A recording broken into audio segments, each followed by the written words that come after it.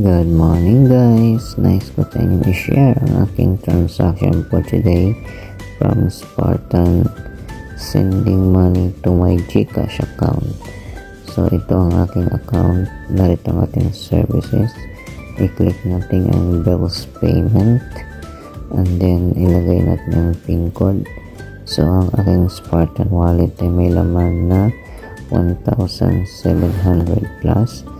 And then, isesend natin ang 1,720 sa aking GCash para maipakita ko sa inyo mismo kung gaano ka-convenient ito ang mga bills payment natin.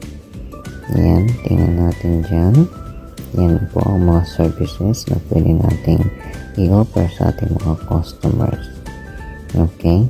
Since mag-GCash tayo, i-click natin ang arrow dito sa bandang kanan sa taas para makita natin yung bank. Okay. Click natin ang bank. Tapos lalabas ng mga biller natin.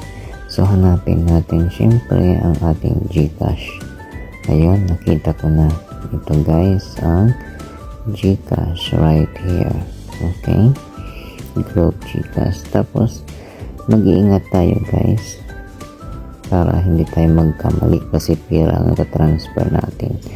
So yan, click natin transact.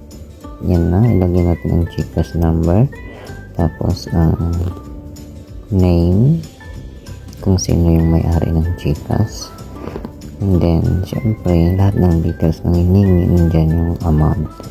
Iano natin lahat yan, ilalagay para tuloy-tuloy at successful ang transaction. So ilagay lang natin maigi, double check ang spelling.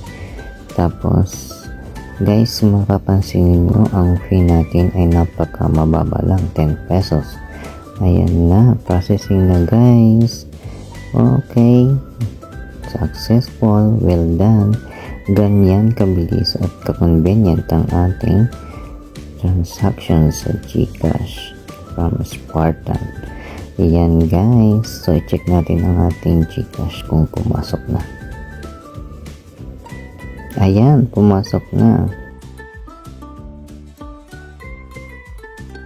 Yan ang ating resibo from Spartan. Happy transaction. O diba? Cool.